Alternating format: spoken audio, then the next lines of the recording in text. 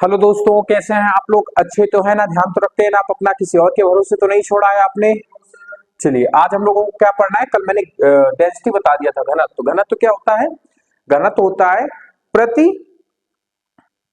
घनत्व क्या परिभाषा मैंने क्या लिखाई थी? घनत्व का फॉर्मूला क्या होता है? घनत्व बराबर क्या होता है? द्रव्यमान बटे आयतन। तो इसकी फॉर्मूला, इसका परिभाषा क्या हो जाएगी? एकांक। इसको एक मान लेते हैं, ठीक है।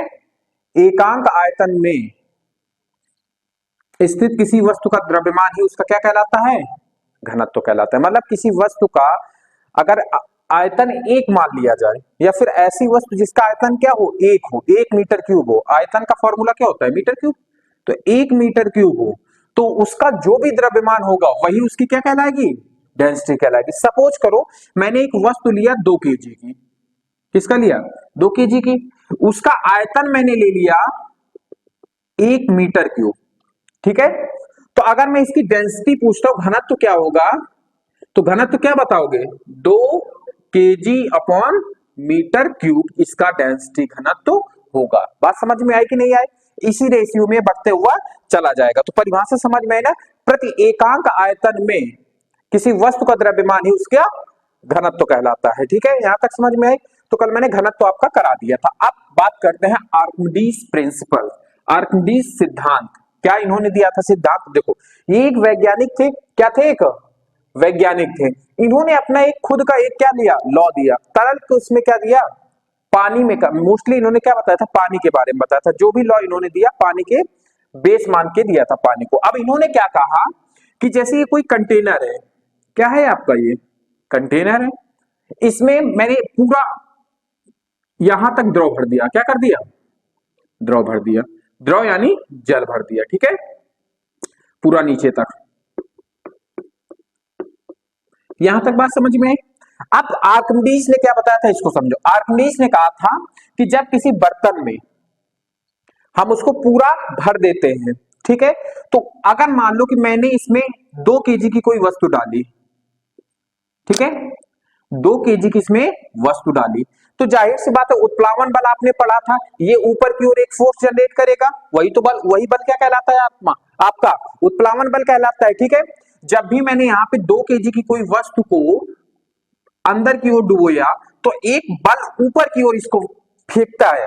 वही बल क्या कहलाता है आपका? उत्प्लावन बल। इतना तो आप जान चुके हो, परसों पढ़ा चुका हूं परसों वाली क्लास में, ठीक है। आर्किमिडीज ने इन्हीं दोनों को मिक्स करके एक आपका लॉ दिया। इन्होंने क्या कहा कि जब हम किसी वस्तु को उस द्रव में डुबोते हैं या किसी भी द्रव में डुबोते हैं, तो द्रव द्वारा एक ऊपर की ओर थ्रस्ट लगाया जाता है, पावर लगाया जाता है, बल लगाया जाता है। उसी को उन्होंने उत्प्लावन बल कहा, ठीक है।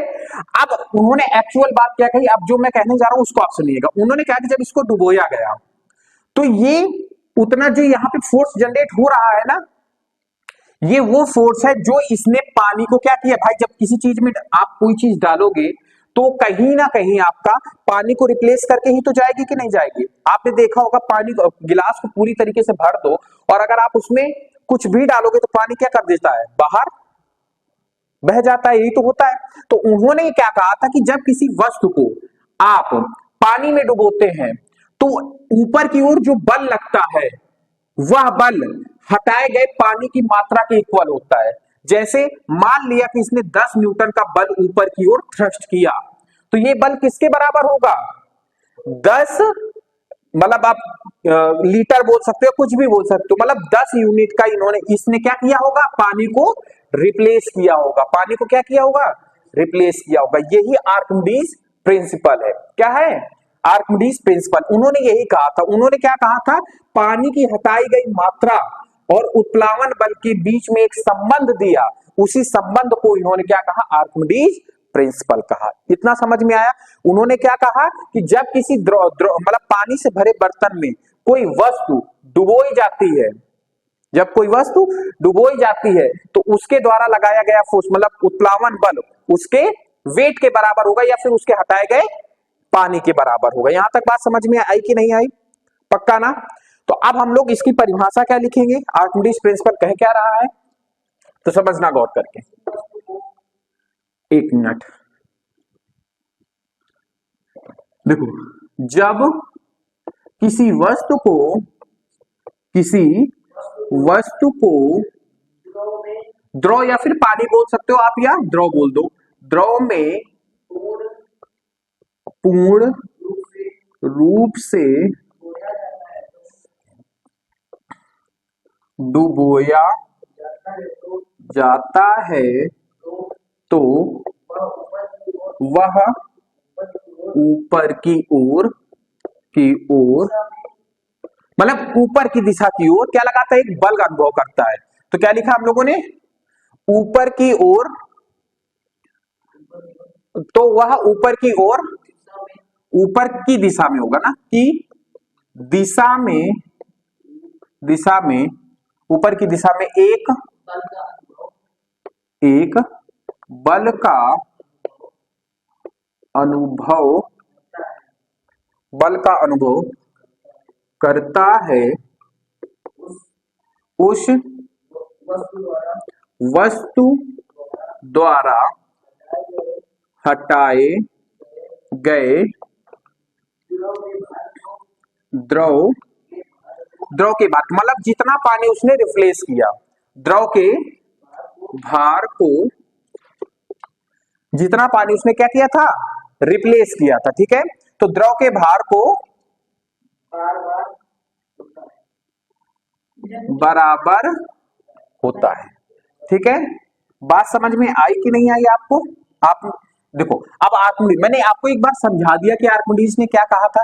अब ये परिभाषा क्या कह रही है, इसको भी एक बार अच्छे से समझ लो। इन्होंने क्या कहा था, जब किसी वस्तु को द्रव में, जैसे मैं मान लूं, फिर से समझना जो मैं क्या कह रहा हूं, जैसे मान लो मैंने इसको पानी में क्या कर दिया, आपको पूरा फिल कर दिया एक गिलास को, ठीक है। उन्होंने क्या कहा था, जब किसी वस्तु को द्रव में, मान लिया कि मैंने कहा कि ये 5 केजी की कोई वस्तु है, कितने केजी की वस्तु है, 5 केजी की वस्तु है, द्रव को पूर्ण रूप से, अब मैंने इसको उठा के इसमें डुबो दिया, तो ये 5 केजी कहीं यहाँ पे आया होगा। अब जाहिर सी बात है कि 5 केजी जब आया होगा तो पानी का स्तर कुछ बढ़ा होगा। अगर मैं इसको पूरा फुलफिल कर देता हूं तो पानी जाहिर सी बात है कि बर्तन से बाहर निकल जाएगा। ये आप नॉर्मल बेस में देखते होगे अपने घर में, ठीक है। तो उन्होंने क्या कहा था कि जितना पानी ये बाहर गया उतना ही बल ये द्रव ऊपर की ओर लगाएगा, यही कहा था। देखो, एक बार पूर्णतः रूप से डुबोया जाता है तो वह ऊपर की दिशा में एक बल का अनुभव करता है। जाहिर सी बात है, मैंने कहा कि अभी उत्प्लावन बल जिसे कहते हैं, एक बल का अनुभव करता है। उस वस्तु द्वारा हटाए गए द्रव के भार के बराबर होता है। जो बल होता है वो किसके बराबर हो जाता है आपका, जैसे मैंने मान लिया कि जैसे मैंने 5 केजी का ये वस्तु यहाँ पे क्या किया, डुबोया, मैंने कहा कि 4 लीटर जो है पानी बाहर आ गया, इससे 4 लीटर पानी बाहर आ गया। तो एक बात बताओ, उत्प्लावन बल कितने न्यूटन का रहा होगा, 4 न्यूटन का रहा होगा। कितने न्यूटन का रहा होगा, 4 न्यूटन का। मतलब हटाए गए द्रव की मात्रा उत्प्लावन बल के बराबर होगी। यही आर्किमिडीज प्रिंसिपल है, यही आर्किमिडीज ने बताया था। समझ में आई बात की आपको नहीं आई? सिद्धांत इनका समझ में आया कि नहीं आया? ठीक है, इसको नोट कर लो, फिर इस पे बनने वाले कुछ अनुप्रयोग है जहां पे हम जीवन लाइफ में जो यूज करते हैं उनके बारे में बताते हैं। नोट कर लो जल्दी से। चलिए दोस्तों, अब बात करते हैं आर्किमिडीज प्रिंसिपल के कुछ अनुप्रयोग, मतलब हम जीवन लाइफ में इनका प्रयोग कहां पे देखते हैं। तो पहला देखो, सबसे ज्यादा वाटर में क्या प्रयोग किए जाते हैं, वाहनों के रूप में जहाज का प्रयोग किया जाता है। तो आप पहला पॉइंट तो ये लिख सकते हैं कि जलयानों की डिजाइन में, ठीक है, क्या लिख सकते हैं, जलयानों के डिजाइन तैयार करने में। जलयान समझते हो, नाव, यही आपकी जलयानों के डिजाइन तैयार करने में, हाँ, पनडुब्बी में होता, उसको भी लिखा दे रहे हैं। दूसरा क्या हो जाएगा आपका,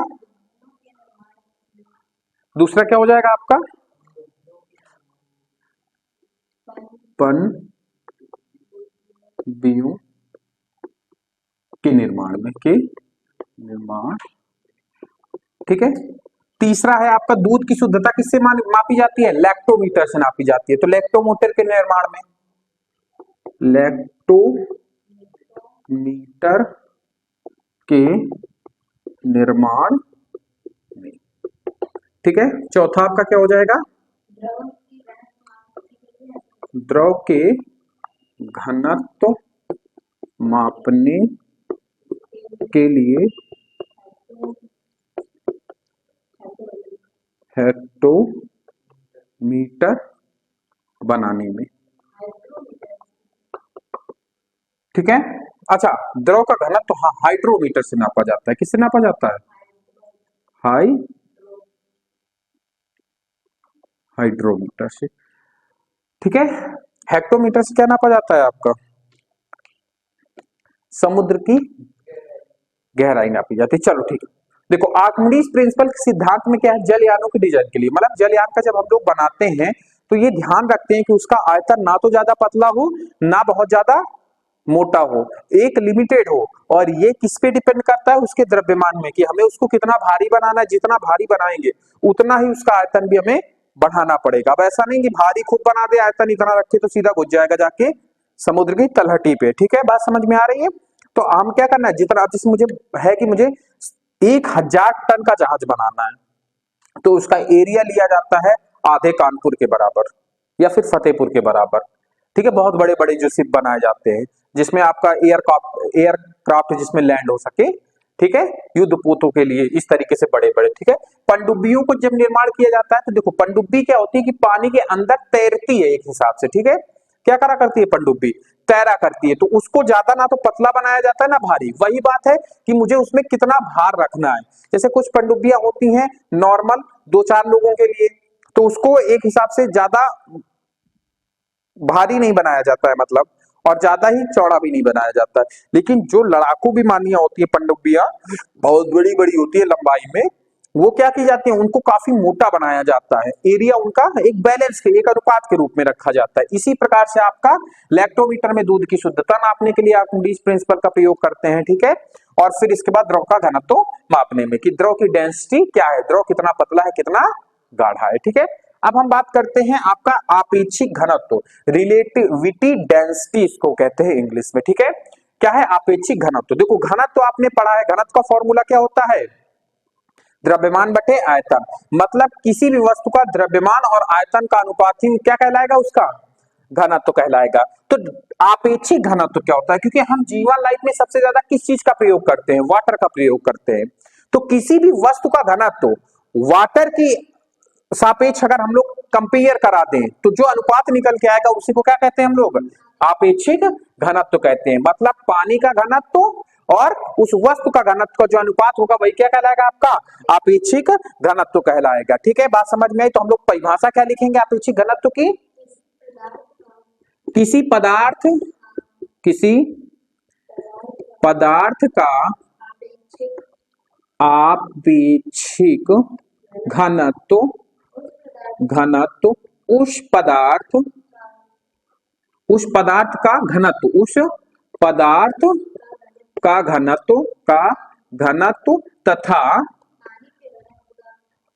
तथा पानी के घनत्व का अनुपात होता है। जो मैंने अभी बोला अनुपात होता है।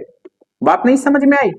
मतलब हमें जिस चीज का अपेक्षित घनत्व निकालना है उस वस्तु का घनत्व प्लस पानी बटे पानी का घनत्व, मतलब उसका अनुपात निकाल देंगे तो क्या निकल के आ जाएगा? आपेक्षिक घनत्व निकल के आ जाएगा। तो एक फॉर्मूला यहाँ पे तैयार हो जाता है। क्या तैयार हो जाता है आपका फॉर्मूला तैयार हो जाता है आपेक्षित घनत्व बराबर हो जाएगा आपका वस्तु का घनत्व बटे पानी का घनत्व। यही आपका क्या होगा? आपेक्षिक घनत्व, ठीक है। बात समझ में आई कि नहीं आई आपको? तो ये दो हेडिंग लास्ट में बची हुई थी। आपका चैप्टर यहीं से एंड होता है। अब इसके बाद बात करते हैं नेक्स्ट क्लास में न्यूमेरिकल को। आई होप ऑनलाइन बच्चों को क्लास अच्छी लगी होगी। अगर क्लास अच्छी लगी है तो चैनल को सब्सक्राइब कीजिए, वीडियो को लाइक कीजिए और फीडबैक जरूर दीजिएगा।